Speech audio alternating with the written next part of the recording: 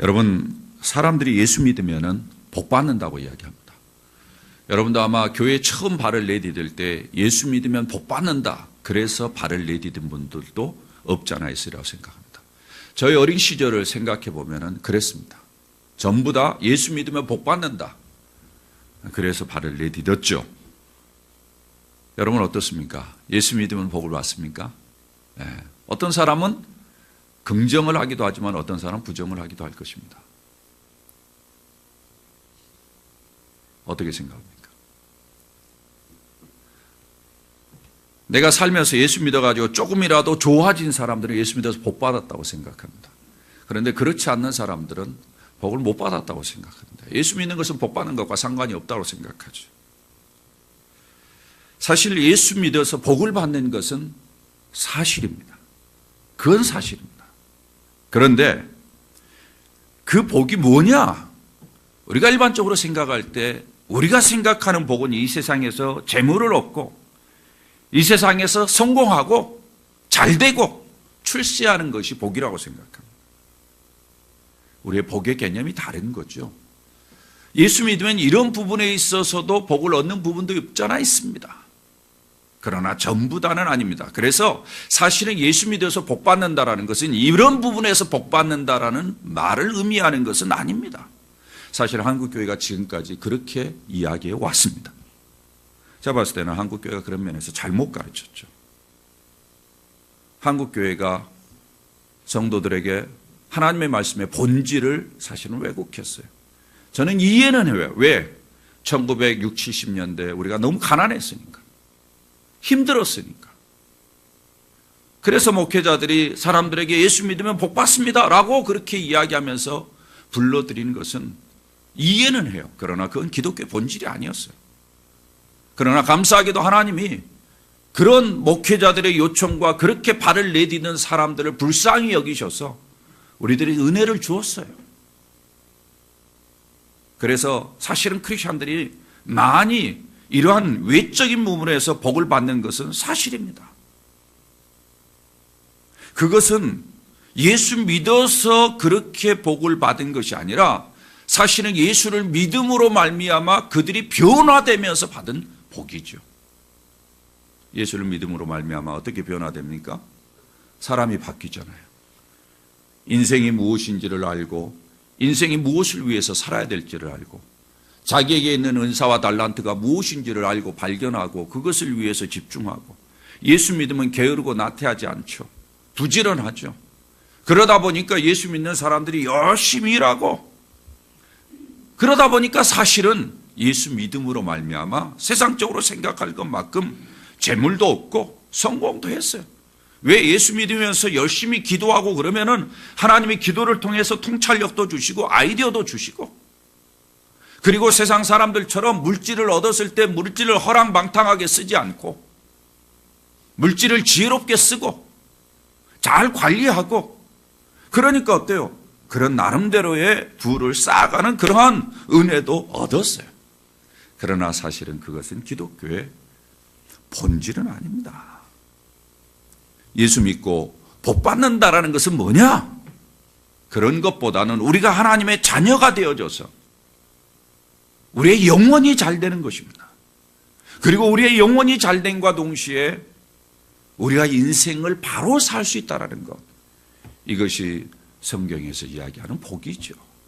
그래서 예수 믿는 사람들의 누리는 가장 큰 축복을 이야기한다면은 우리가 이 땅에 살면서 세속적이고 물질적이고 이 땅에 보이는 것만 보면서 급급하게 사는 그러한 인생을 살았는데 예수 믿음으로 말미암아 영적인 세계를 생각하게 되고 그 영적인 세계를 생각하면서 내 자신을 똑바로 보게 되고 그리고 나의 삶을 잘 다듬어서 사는 것. 그러니까 그렇게 살다 보니까 좋은 인생이 될 수밖에 없죠. 이것이 예수 믿는 사람들에게 진정한 복이죠. 그런 면에서 예수를 믿으면 복이 됩니다. 저는 오늘 이 시간 여러분들이 참으로 이 말씀을 통해서 다시 한번 이러한 축복이 얼마나 크고 놀라운 것인가를 깨닫는 시간이 되었으면 좋겠습니다. 저는 오늘 인생을 아는 것에 대해서 좀 말씀을 드리려고 합니다. 여러분, 많은 사람들이 인생을 안다고 이야기를 합니다. 그러나 어떻습니까? 여러분 따지고 보면은 인생을 모르고 사는 때가 많습니다. 여러분 어떠세요? 인생을 알고 지금까지 좀 살아오셨습니까? 여러분 인생을 돌이켜볼 때 인생을 좀 알고 살아오신 것 같습니까? 아니면 그냥 주어졌으니까 그때그때 순간순간 내게 닥치는 일들 하나하나 그냥 처리하면서 그냥 그렇게 살아오셨습니까? 여러분 인생이 뭐라고 생각하십니까? 여러분이 알고 살아온 인생에 대해서 만족하십니까?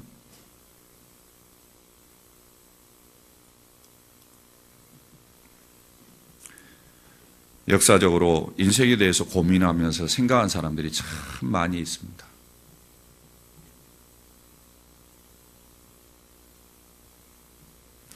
여러 사람들이 있습니다. 여러분들이 역사를 보면서 많은 사람들을 참고하는 것도 도움이 되리라고 생각합니다만 저는 오늘 다윗이라는 사람에 대해서 여러분과 좀 말씀을 나누려고 합니다. 다윗이라는 사람. 여러분 다윗에 대해서는 여러분이 이리저리 아마 들어보셨으리라고 생각합니다. 그는 이스라엘의 왕 중에 가장 뛰어나고 위대한 왕입니다. 우리가 잘 아는 솔로몬의 아버지죠. 다윗 왕이 그렇게 위대한 왕이 된 것은 이스라엘을 다스리면서 가장 부강한 나라로 세웠습니다. 나라를 그리고 잘 다스렸습니다. 오늘날로 이야기한다면 성군과 같은 거죠. 그래서 오늘날 다윗이라는 이름은 세계적으로 잘 알려져 있어서 워낙 이미지가 좋으니까 모든 사람이 그들을 모델로 삼으려고 합니다. 그래서 많은 사람들이 자녀를 낳을 때 그 이름을 다윗이라고 짓습니다. 데이빗이라고 그렇게 이름을 짓기도 하죠. 오늘 성경은 이 다윗이 그의 인생을 돌아보면서 회고하면서 쓴 시입니다. 그는 여기서 자기가 일생을 돌아보면서 깨닫게 된 자기 인생에 대해서 쓰고 있습니다. 그의 고백이죠. 그러나 사실은 이 다윗의 고백이라기보다는 하나님이 우리의 인생에 대해서 인생이 무엇인지에 대해서 다윗의 입술을 통해서 깨닫게 해주는 말씀이 오늘 이 말씀입니다.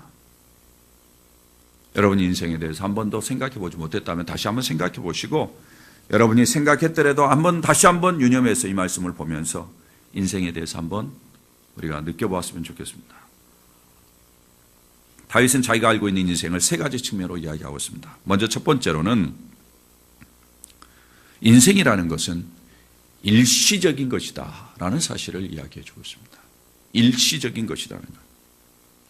이 말은 우리의 삶이 영원하지 않다라는 것입니다. 여러분 4절을 보시기를 바랍니다. 4절을 보면은 여호와여 나의 종말과 연한이 언제까지인지 알게 하사 내가 나의 연약함을 알게 하소서 이렇게 이야기하고 있습니다. 이걸 현대인의 성경을 잠깐 좀 참고하는 것이 도움이 될 것 같습니다. 여러분 잘 들어보시기 바랍니다. 현대인의 성경이 이렇게 번역을 하고 있습니다. 여호와여 내 생의 종말과 수명에 대하여 말씀해 주시고 이 세상의 삶이 얼마나 덧없는 것인지 나에게 알게 하소서.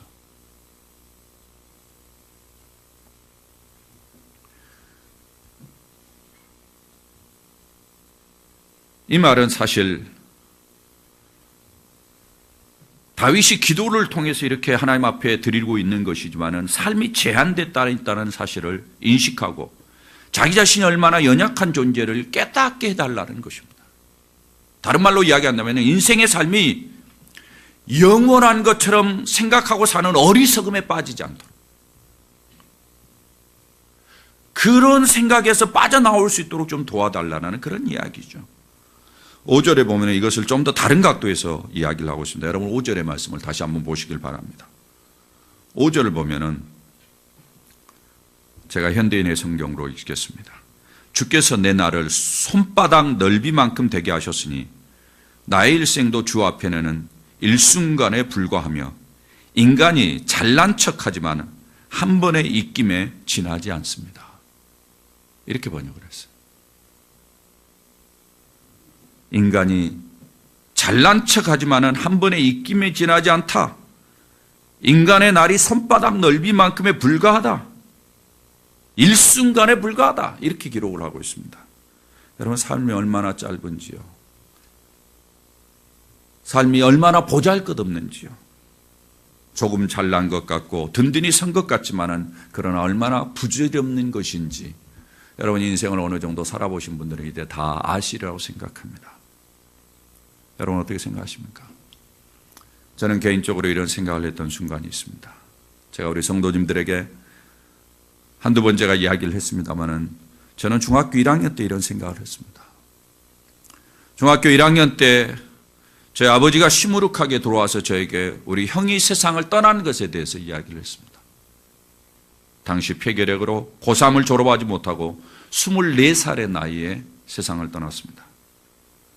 제가 특별하게 친하게 지냈던 형이었는데 우선은 그 형을 다시 볼 수 없다는 것이 너무너무 서운했습니다. 그리고 볼 수 없다는 것이 마음이 아팠습니다. 그리고 그 다음에 드는 생각은 사람이 나이가 많지 않아도 죽을 수 있구나 라는 생각이 제게 들었습니다. 저는 그때 우리의 삶이 계속되지 않을 수 있구나, 일시적인 것으로 끝날 수 있구나, 이런 생각을 했어요. 이후로 저는 인생이 무엇인지에 대해서 고민하게 되었습니다. 왜 죽게 되는지, 사람이 무엇인가. 사랑하는 여러분, 우리가 우리의 삶에 대해서 솔직해야 됩니다. 우리의 삶은 일시적인 것임을, 영원하지 않다라는 것을 인정해야 됩니다. 마치 인생이 영원한 것처럼 계속될 것처럼 사는 것처럼 어리석은 일이 없습니다. 그건 불행한 이야기입니다.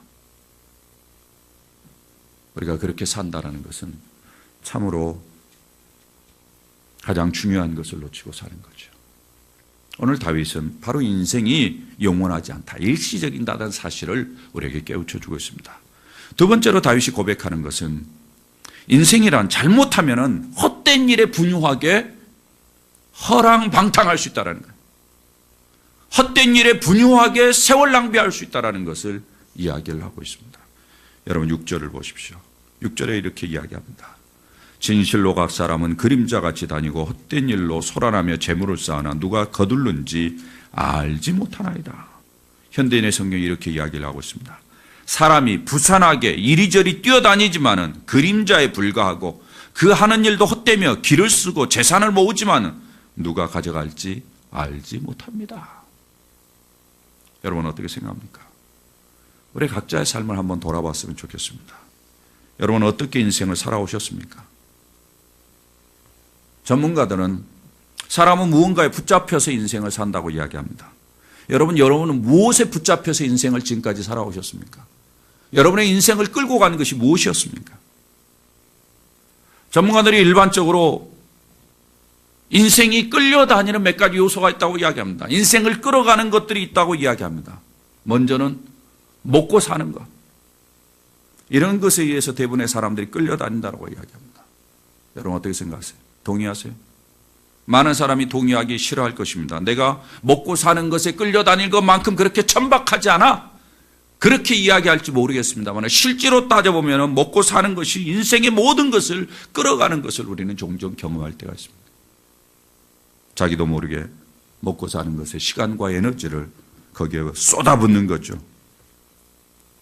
그러나 먹고 사는 것이 필요하지만 가장 중요한 것은 아닙니다. 또한 육체적인 안전에 의해서 끌려다닌다고 이야기합니다. 이게 뭐예요? 사람들이 육체적인 안전, 몸에 관심이 많이 있다는 것입니다. 현대인의 더욱더 그렇죠. 건강이 중요한 대화 중에 하나입니다. 몸을 가꾸고 치장하고 이런 것에 매여서 사는 거예요. 이러다 보니까 많은 사람들이 물질에 붙잡혀서 사는 겁니다. 먹고 사는 것이나 육체적인 것들을 챙기기 위해서는 돈이 필요하니까. 동의하지 않을지 모르지만 대부분의 많은 사람들은 물질에 매여서 삽니다. 그 다음에 사람들은 그룹에서 소외되지 않으려는 그런 의식에 붙잡혀 사는 거예요. 인생을 살다 보면은 사람에게 가장 두려운 것은 외로움이죠. 그래서 사람들은 자기가 외로움을 느끼기를 원치 않습니다. 그래서 어느 그룹에 소속되기를 원하죠. belonging. 소속되어서 소속감으로 자기를 위로하려고 그렇게 이야기를 하죠.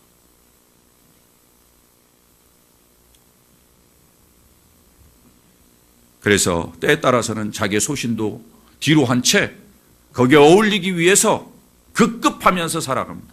거기에 끌려서 살아가요. 제가 분당에 돌아보니까 분당에 있는 학부모님들이 보통 그런다고 그래요. 서로 자식들을 중심으로 해서 어울려 다닌대요. 끼리끼리 어울려 다니는데 그 끼리에 들지 못하면 상당한 위축감을 든다. 그래서 분당에 살고 있는 많은 학부모님들이 그 끼리끼리의 모임에 들어가려고 아주 애를 많이 쓴다 그런 거예요.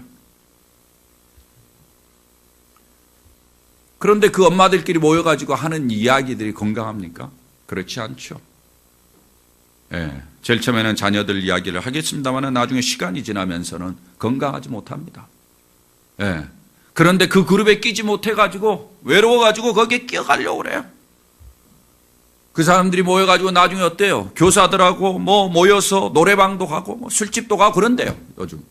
예. 그러다 보니까 문제가 생기는 경우도 상당히 많이 있다고 이야기합니다. 그런 가운데서 그룹에서 소외되지 않으려고 자기의 어떤 지조나 자기의 관심이나 자기의 중심을 잃어버리고 그냥 그렇게 끌려다니는 삶을 사는 거예요. 건강하지 못한 삶이죠. 또 어떤 사람은 인정을 받기 위해서 일생 끌려다니면서 사는 거예요. 여러분 한번 돌아보십시오. 여러분의 인생이 어떻게 지금까지 끌려왔는가? 사람들은 다른 사람들의 눈에 관심이 많습니다.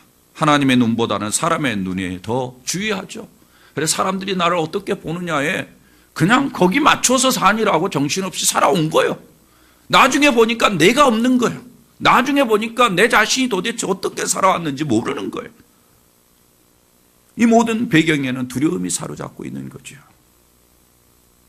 사람들이 이런저런 두려움에 끌려서 행동하며 살아갑니다. 그런 가운데 자기가 원하지 않는 일이 벌어지면 원망하고 분노하고 그리고는 그것이 쓴뿌리가 돼. 그리고는 그것에 끌려서 살아갑니다. 그렇게 저렇게 인생을 살다 보니까 나이가 들었죠. 사랑하는 여러분, 여러분은 지금 어디에 끌려서 인생을 살아왔는지 돌아보셔야 된다. 지금 그리고 나는 지금 무엇에 의해 끌려가면서 인생을 사는지 돌아봐야 됩니다. 여러분 어떠세요? 어디에 끌려서 여기까지 오셨습니까? 만족하십니까? 평안합니까? 여러분 참 행복하다고 이야기할 수 있습니까?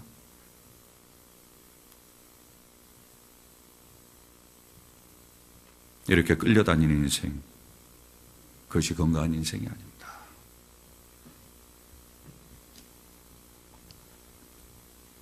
다윗은 그것을 이야기하고 있는 거예요. 자기가 깨달은 인생, 다윗이 발견한 인생, 헛된 일에 분유하며 재물을 쌓으면서 그렇게 왔지만 누가 취할는지 모른다. 이리저리 내가 끌려서 여기까지 왔는데 뭐냐는 거죠. 많은 사람들이 이런 갈등과 고민을 가지고 인생을 돌아보는 경우가 많이 있습니다. 어느 정도 인생을 직시한 다윗이 그 다음에 고백하는 말이 있습니다. 여러분 한번 보시길 바랍니다. 7절의 말씀입니다. 다 같이 한번 읽어봅니다. 7절 말씀 다 같이 읽습니다. 시작. 주여 이제 내가 무엇을 바라리요? 나의 소망은 주께 있나이다. 현대인의 번역입니다. 여호와여 이제 내가 무엇을 바라겠습니까? 나의 희망은 오직 주께 있습니다. 무슨 말입니까? 다윗은 다른 것 바라보고서 인생을 살아왔지만은 어떤 것도 자기를 만족시킬 수 없었다라는 것입니다. 이것이 다윗이 알고 있는 인생 세 번째로 이끕니다. 곧 인생에게는 오직 하나님만이 소망이라는 거예요. 인생에게는 하나님만이 소망이라는 거예요. 이건 무슨 말입니까? 인생이라는 것은 하나님을 빼놓고는 생각할 수 없다는 것입니다. 하나님 없이 인생을 생각하면 그건 불행이라는 거예요. 하나님과 연관해서 인생을 생각할 때만이 거기에 소망이 있다는 거예요. 사랑하는 여러분, 다윗은 지금 왕으로 살았습니다. 가장 강한 나라를 이루었습니다. 자랑할 것이 얼마나 많습니까? 드러내놓고 말하고 싶은 것이 얼마나 많겠습니까? 그러나 그는 자기가 바랄 것이 없다라고 이야기하고 있습니다. 그 어떤 것도 자기가 바라는 대상이 되지 못한다고 이야기하고 있습니다. 하나님만이 진정한 소망이라고 이야기하는 거예요. 여러분 어떻게 느껴지십니까? 왜 다윗이 이런 고백을 하고 있을까요? 사랑하는 여러분, 우리는 그의 말에 귀를 기울여야 합니다.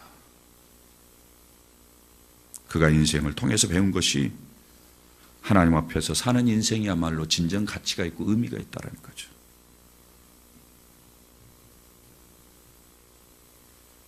여러분, 하나님 없이는 인생을 생각할 수 없습니다. 왜 그렇습니까? 그것은 인생이 어디서부터 시작되었는지 유일하게 말하고 있는 분이 하나님이기 때문이에요. 하나님을 떠나서는 인생을 제대로 알 수가 없어요. 하나님이 없이는 인생에서 일어나는 일들을 이해할 수가 없습니다. 여러분 안에 일어나는 고통, 아픔, 슬픔, 시기와 질투, 미움, 싸움, 죽음, 이 모든 것들 하나님 떠나서는 이해할 수 없습니다. 여러분. 하나님을 떠나서는 영원한 생명, 영적인 세계, 구원에 대해서 이해할 수가 없어요. 사랑하는 여러분, 하나님 안에서 인생을 생각할 때만이 인생은 바른 궤도에 있게 돼요. 여러분, 궤도를 잘 아시죠? 인생이 바른 궤도에 올라서야만이 그 인생이 건강한 거예요. 그런데 하나님을 떠나서는 인생이 건강할 수 없습니다. 그래서 하나님을 떠난 인생은 방황합니다. 제가 얼마 전에 여러분에게 성철 스님에 대해서 이야기를 했죠. 여러분 들으신 분 기억나실지 모르겠어요. 성철 스님이 자기가 세상을 떠나는 마당에서 자기가 방황했던 이야기를 쓰고 있죠. 뭐라고 했습니까? 성철 스님의 유명한 말, 물은 물이요 산은 산이다.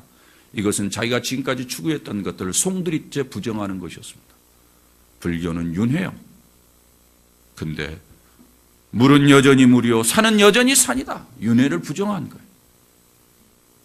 그가 임종을 앞두고 영적인 세계를 맛보고 시사저널 담당 기자에게 취재했을 때 그가 고백한 거예요. 석가는 원래 큰 도적이요 달마는 작은 도적이다. 여러분 다시 한번 들어보세요.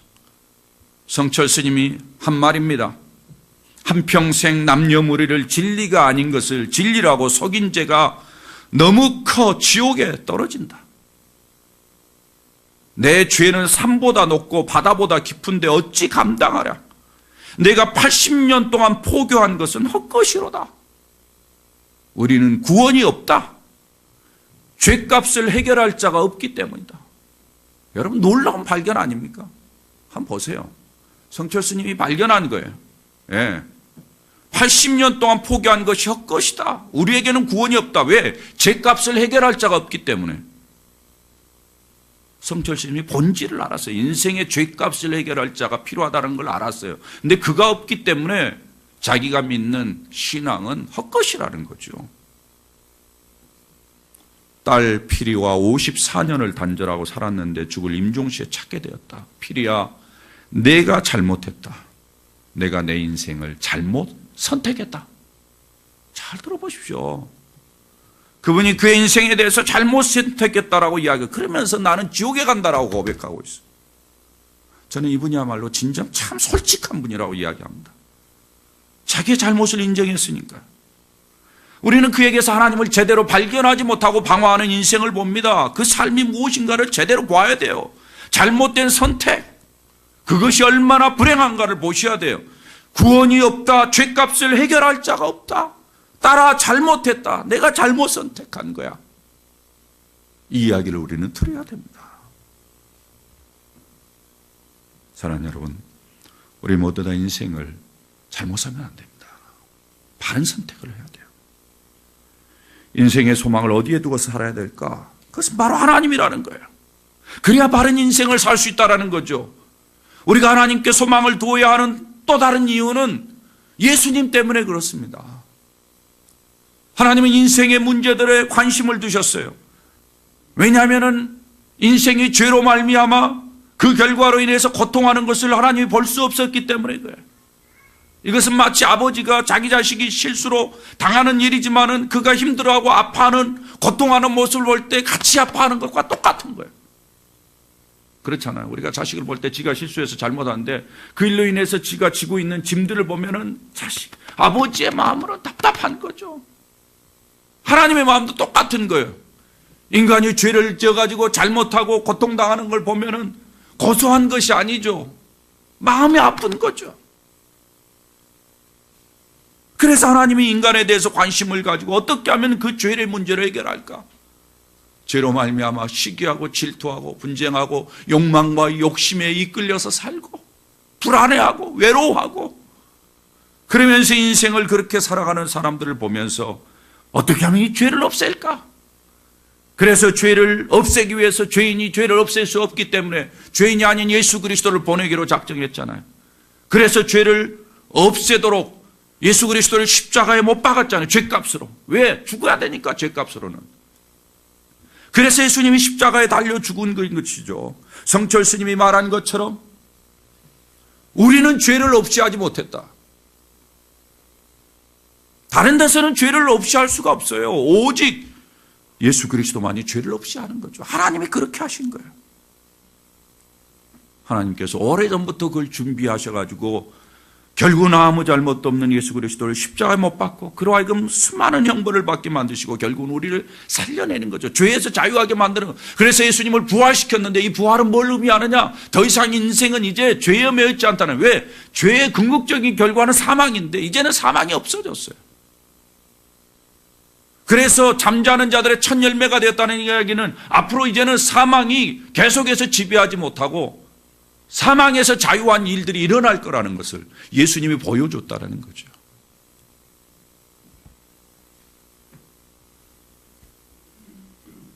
하나님이 그렇게 우리에게 일하신 거죠. 그러니까 하나님의 유일한 소망일 수밖에 없어요. 사실 그렇습니다. 예수를 믿고 하나님의 사랑을 받고 하나님의 자녀가 되면 완전히 다른 인생이 보이죠. 그래서 전혀 다른 인생을 삽니다. 여러분 어떻습니까? 저는 그래요. 제가 제 인생에 대해서 이야기할 수 있는 것은 바로 이런 것입니다. 저는 형이 죽고 얼마 되지 않아서 저희 형이 요양을 하면서 나가던 교회에 나가게 되었습니다. 그 형이 요양을 할 때 잠시 교회에 나갔던 그 교회를 출석하게 되었는데 처음에는 아무것도 몰랐어요. 시간이 지나면서 목사님의 말씀을 듣게 되었는데 점점 더 나를 발견하게 되었습니다. 내 안에 잘못된 모습, 거짓말하고 남을 속이고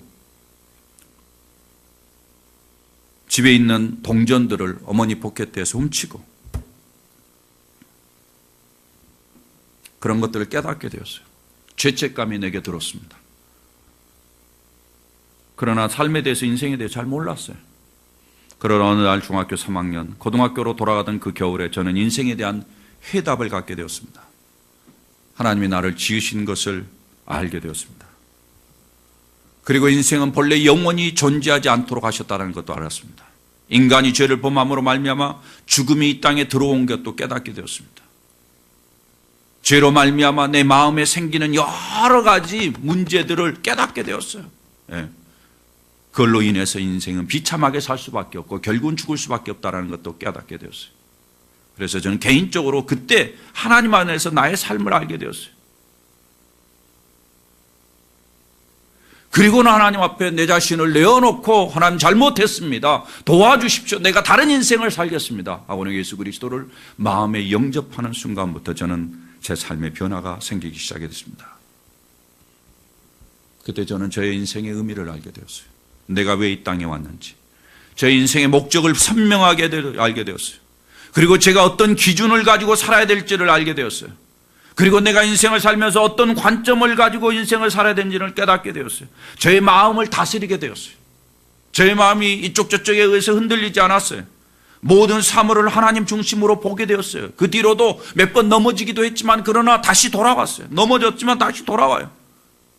그런 가운데 어떤 일을 경험하더라도 제 안에 고민이 없게 됐어요. 평안이 있습니다. 사랑하는 여러분, 하나님을 알고 예수 그리스도를 믿고 그 안에서 그 길을 선택하면은 이런 복을 누리는 거예요. 이런 복을. 이것처럼 영광스러운 복이 어디 있습니까? 사랑하는 여러분, 저는 진심으로 우리 식구들이 오늘 이 자리에 앉은 여러분들이 이런 복을 누렸으면 좋겠습니다. 이런 인생을 살았으면 좋겠어요. 저희 간절한 소원입니다. 저는 예수 믿고 얼마나 좋은지 모릅니다.